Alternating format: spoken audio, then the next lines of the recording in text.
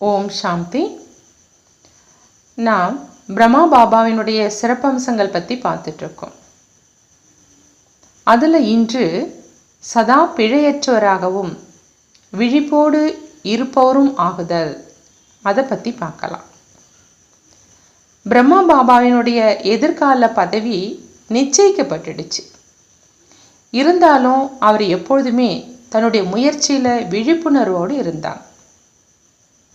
அவருடைய தீவிர முயற்சி மற்றும் கலைப்பின்மை அப்படிங்கிற விசேஷ குணத்தின் ஆதாரத்தில் முதலாவது நம்பர் ஆனார். பாபா குழந்தைகிட்ட எப்பொழுதுமே சொல்வாங்க, குழந்தைகளே, முயற்சியில் எப்பொழுதும் அலட்சியமாக இருக்கக்கூடாது, சோம்பலும் இருக்கக்கூடாது, ஒவ்வொரு காரியத்தையும் மிக சரியாக செய்யணும். இதற்கு பாபாவே உதாரணமாக இருந்தாங்க. பாபா சொல்வாங்க, குழந்தைகளே, உடனடியான தானத்துக்கு மிகுந்த பலன். எதை நீங்கள் செய்யணுமோ அதை நீங்கள் இப்பொழுதே செஞ்சிடுங்க.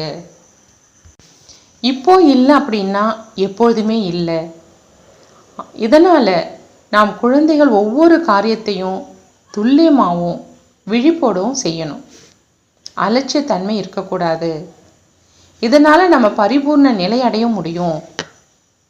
உலகிய கர்மங்களுக்கு கால அட்டவணை தயார் செய்கிற மாதிரி ஆத்மாவனுடைய முன்னேற்றத்துக்கும் கால அட்டவணை இடணும்.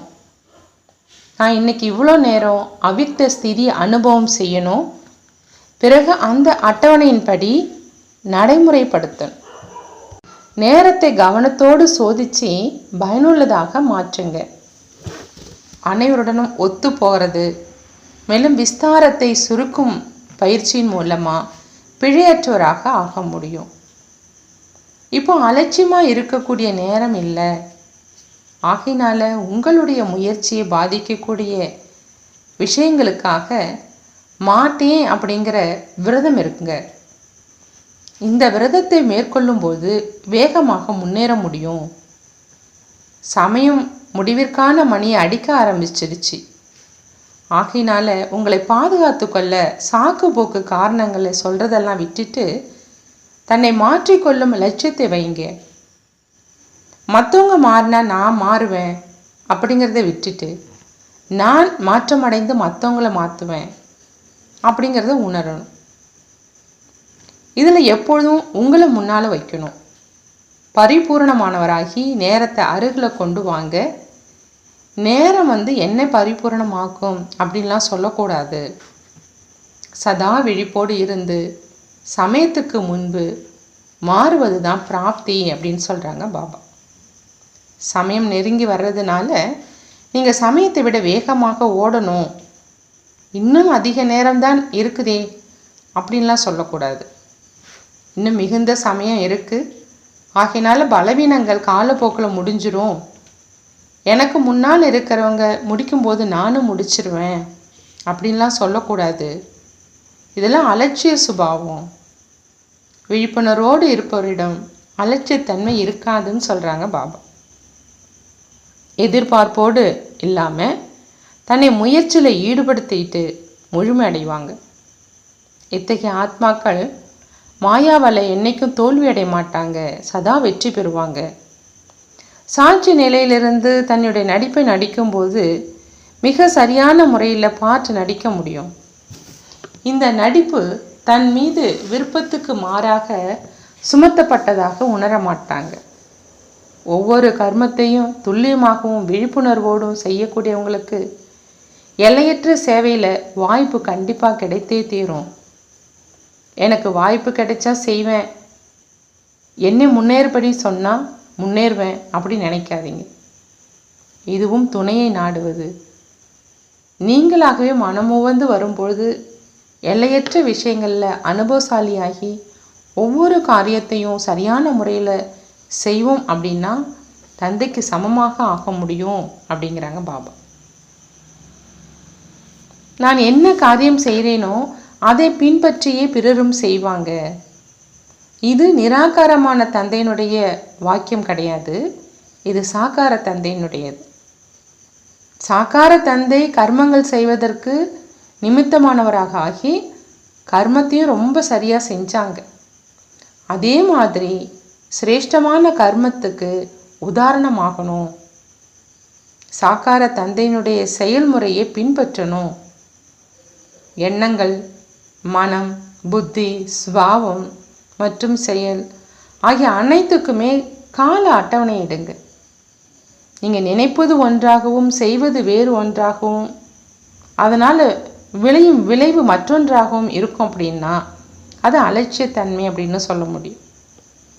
யார் விழிப்புணர்வோடு இருக்கிறாங்களோ அவருடைய சிந்தனை, பேச்சு மற்றும் செயல் அனைத்துமே ஒன்றாகவே இருக்கும். சதா தூய்மையாகவும் விழிப்புணர்வோடும் காரியங்களை செய்யறதுக்கு தன்னை பொறுப்பு வாய்ந்த ஆத்மாவாக உணரணும். பொறுப்பு மிகப்பெரிய ஆசான். எப்படி ஆசிரியர் வாழ்க்கையை உருவாக்குவதற்கு காரணமாகிறார் இல்லையா? அதே மாதிரி பொறுப்பானதும் நம்முடைய வாழ்க்கையை உருவாக்கும் பாடங்களை கொடுக்குது. பொறுப்பு முதிர்ச்சி தன்மையை நமக்குள்ள கொண்டு வருது. பொறுப்பு தன்மை எங்கே இருக்கோ அங்கே அலட்சியத்தன்மை முற்று பெற்றிடும். பொறுப்பை ஏற்றுக்கொள்ளும்போது பலருடைய ஆசீர்வாதத்துக்கு பாத்திரமாகிறோம். ஆனால் பிரம்மபாபா தன்னுடைய பொறுப்புகளை எல்லாத்தையும் நிறைவேற்றினாலும் லேசாக இருந்தாங்க. தன்னுடைய பொறுப்புகளை கவனிப்பதிலும் லேசான தன்மையில் இருப்பதிலும் சமநிலையாக இருந்தாங்க. அதே மாதிரி தந்தையை பின்பற்றணும். ஒவ்வொரு காரியத்தையும் பிழை இல்லாமல் செய்ய சரியான கவனத்தோடு சிந்திச்சு செயல்படுவேன் அப்படிங்கிற ஸ்லோகன் எப்போதும் நினைவில் வச்சுக்கணும்.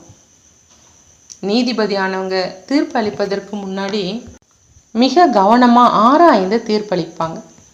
அதே மாதிரி உங்களுடைய எண்ணங்களுக்கு நீங்கள் நீதிபதியாக மாறும்பொழுது உங்களுடைய வாழ்க்கை சிறப்பாக சிரேஷ்டமானதாக ஆயிடும். கவனத்தோடு சிந்திச்சு பின்னாடி செயல்படும்போது ஒவ்வொரு காரியமும் சரியானதாக ஆயிடும். எண்ணங்கள் தான் விதை. எண்ணங்கள் தான் சிரேஷ்டமான வாழ்க்கையின் சொத்து. ஆகையினால எண்ணங்களை சக்திசாலியாக்கி வீணானதை முடிவுக்கு கொண்டு வரணும். சமயம் நெருங்கி வர்றதுனால எண்ணங்களை வீணாக்கக்கூடாது அப்படிங்கிற பொறுப்பும் ஒவ்வொரு ஆத்மாவுக்கும் அதிகரிச்சுட்டே போகுது. நாம் இன்னும் குழந்தை பருவத்திலேயே இருப்பதாக எண்ணிக்கொண்டு இருக்கக்கூடாது. குழந்தை பருவத்தில் என்ன செஞ்சீங்களோ அது நன்றாகத்தான் பிடிக்கும். குழந்தை பருவத்தினுடைய அலட்சியம் நன்றாகத்தான் இருக்கும். வளர்ந்தவர்களிடம் உள்ள அலட்சிய தன்மை விரும்பத்தக்கது கிடையாது. அதனால் நேரத்துக்கு ஏற்ற மாதிரி சுயமரியாதை அப்படிங்கிற ஸ்திதியில் நிலைச்சி கவனத்தோடு உங்கள் பொறுப்பை நிறைவேற்றுங்க. சதா விழிப்புணர்வுடன் இருங்க. பாடல்லாம் ஒளிப்பதிவு செய்யும்போது சூழ்நிலைக்கும் சப்தத்துக்கும் முழு கவனம் செலுத்துகிறோம் இல்லையா? அதே மாதிரி இந்த சமயம் எல்லையற்ற பதிவு நடைபெறக்கூடிய நேரம். முழு கல்பத்துக்கான விஷயங்களை இப்போ பதிவு செய்கிறீங்க. சூழ்நிலையை உங்களுடைய உள்நோக்கு சக்தி மூலமாக சிரேஷ்டமானதாக ஆக்குங்க. உங்களுடைய நடத்தை மற்றும் சொல்லும் அர்த்தம் நிறைந்ததா, தூய்மையானதா, நன்மையானதா இருக்கணும். சோம்பல்னால எல்லையற்ற பதிவுகளை வீணாக்கிடக்கூடாது. எப்பொழுதும் விழிப்போடும் பிழையற்றவராகவும் இருக்கணும். படிப்பிலும் மற்றும் நினைவு யாத்திரையிலும் சிறிது கூட ஸ்தூலமாகவோ அல்லது சூட்சமாகவோ சோம்பல் இருக்கக்கூடாது. எப்பொழுதும் பிழையற்றவராகவும் விழிப்பு உணர்வு உடையவங்களாகவும் இருக்கணும். நான் என்ன செய்கிறது? என்னால் இப்படி தான் செய்ய முடியும், இதற்கு மேலே என்னால் முடியாது, என்னால் முடிந்தவரை ஏதோ செஞ்சுக்கிட்டு இருக்கேன். இத்தகைய களைப்புத்தன்மை சோம்பலினுடைய அடையாளம். சோம்பலினுடைய தன்மை உடையவங்க வெகு சீக்கிரம் களைப்படைஞ்சிடுவாங்க. உற்சாகத்தோடு இருக்கிறவங்க என்றுமே களைப்படைகிறது கிடையாது. ஆகையினால உங்கள் முயற்சியில் களைப்படையக்கூடாது. மற்றவங்களையும் களைப்படைய விட வேண்டாம். அப்போ தான் உங்களை ஆல்ரவுண்டர், தூய்மையானவர் மற்றும் ஜாக்கிரதையானவர் அப்படின்னு சொல்ல முடியும். நான் தனியாக இல்லை, என் முன்னும் பின்னும் முழு ராஜ்யமே இருக்குது. என்னுடைய பிரஜைகள் மற்றும் பக்தர்கள் என்னை பார்த்துட்ருக்கிறாங்க. அப்படின்னு எப்பொழுதும் உணரணும். இப்படி நீங்கள் உங்கள் பிரஜைகளுக்கும் பக்தர்களுக்கும் இடையே இருப்பதாக உணர்ந்தால் நீங்கள் சரியாகவும் ஜாக்கிரதையோடும் செயல்படுவீங்க. அனைவரும் உங்களை பின்பற்றும்படி உங்களை பிரஜைகளும் பக்தர்களும் உங்களுடைய ஒவ்வொரு வினாடி செயலையும் கிரகிச்சுப்பாங்க. என்னுடைய எத்தகைய காரியங்களை மற்றவங்க காண்றாங்களோ அதையே அவங்களும் பின்பற்றுவாங்க அப்படிங்கிறதுல முழு கவனம் செலுத்தணும். நீங்கள் பிரம்ம பாபா எதையும் தள்ளி போடுறதில்லை. இதை இப்பொழுதே செய்யணும் அப்படிம்பாங்க. இந்த முக்கிய குணத்தை அவர்கிட்ட பார்க்க முடிஞ்சது. பாபா எப்படி அனைத்தையும் உடனே செஞ்சு முடித்தாங்களோ அதே மாதிரி அனைத்தையும் உடனுக்குடன் செஞ்சிருங்க. அப்போ தான் விழிப்பானவர் அப்படின்னு சொல்ல முடியும். எப்படி இருந்தாலும் செய்ய தான் போகிறோம், ஆகையினால 10-15 தினங்கள் கழித்து செய்வோம் அப்படின்லாம் நினைக்கக்கூடாது. அது சரி கிடையாது. இப்போ ஒவ்வொரு மூச்சும் மற்றும் ஒவ்வொரு நொடியும் நல்ல முறையில் உபயோகப்படுத்த வேண்டிய சமயம். தற்பொழுது அலட்சியமாக இருந்துட்டா முயற்சி செய்யக்கூடிய இந்த சௌபாக்கிய நேரமானது கைவிட்டு நழுவிடும். புருஷார்த்தத்தில் தென்படும் பலவீனங்களை உடனுக்குடன் அகற்றி விடுவதே புருஷார்த்தத்தின் மீது நாம் காட்டும் ஆர்வம். பொதுவாக நாடக மேடையில் நடிக்கும்போது தன் மேலே முழு கவனம் கொடுத்து தன்னுடைய நடிப்பை மிக சரியாக செய்வாங்க இல்லையா? கவனத்துடனும் இருப்பாங்க. சிறு விஷயம் சரியாக இல்லாட்டினாலும் நடிகனுடைய நடிப்பு சிறப்பானதாக இருக்காது. அதே மாதிரி நாம் இந்த எல்லையற்ற நாடக மேடையில் நடிச்சிட்ருக்குறோம். அனைவருடைய கண் பார்வையும் நம்முடைய நடத்தையின் மேல் தான் இருக்குது. நாம் தனியாக காரியங்களை செஞ்சிட்டு இருந்தாலும் உலகின் முன்தான் இருக்கிறோம். இந்த முழு உலகின் 4 புறங்களிலும் இருக்கின்ற ஆத்மாக்கள் அனைவரும் 4 திசைகளில் இருந்தும் நம்மை கவனிச்சிட்ருக்கிறாங்க அப்படிங்கிற உணர்வு நம்மை விழிப்போடு இருக்க செய்யும். சுறுசுறுப்பாக காரியம் செய்கிறவங்க ஒவ்வொரு காரியத்தையும் முக்கியமானதாக கருதி அதில் வெற்றி அடைவாங்க. அவ்வாறு செயலாற்றாதவங்க அதை பற்றி சிந்திப்பதில் மட்டுமே நேரத்தை வீணாக்குவாங்க. சுறுசுறுப்பானவங்க அப்படிங்கிறது அர்த்தம் சதா தயார் நிலையில் இருக்கிறவங்க. பாரமாகவோ சோம்பலாகவோ இருப்பவங்களை சுறுசுறுப்பானவங்கன்னெலாம் சொல்ல முடியாது. உங்களுடைய முயற்சியிலும் சுபாவத்திலும் பாரமான தன்மை இருந்தால் காரியத்தை சரியாக செஞ்சு முடிக்க முடியாது. சுறுசுறுப்பானவங்க அப்படிங்கிறது சதா தயாராகவும் லேசானவராகவும் இருப்பவரை குறிக்கும். நீங்கள் லேசானவராக இருந்தால் உங்களுடைய கர்மமும் மேலும் முயற்சியும் கூட லெகுவானதாக ஆயிடும். எப்போ உங்களுடைய காரியத்தை இலகு தன்மையோடு செய்கிறீங்களோ அப்போ சரியாகவும் செய்ய முடியும். நல்லது. நாமும்